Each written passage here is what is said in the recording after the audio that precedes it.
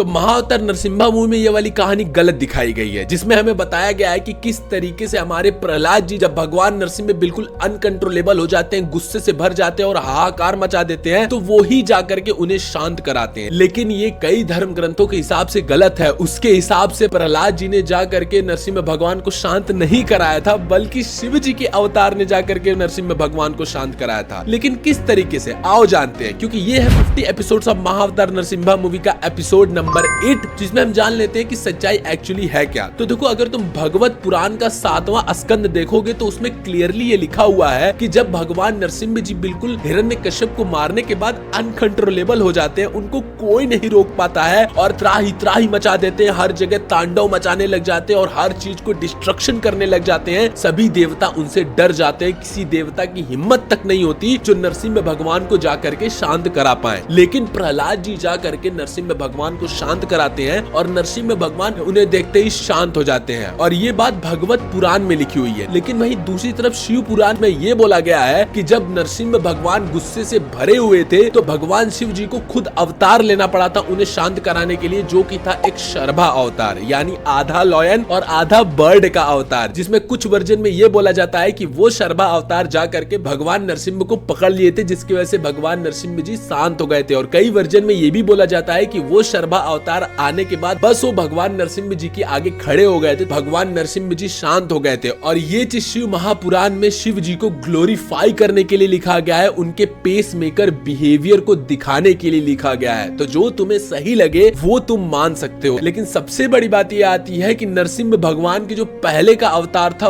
वाराह अवतार, जो कि हिरण्याक्ष को मारने के लिए भगवान ने लिया था, वो वाराही यानी शुअर का ही अवतार क्यों लिया था और कोई अवतार क्यों नहीं, इसके बारे में इसके अगले एपिसोड में बताऊंगा। तब तक के लिए सब्सक्राइब।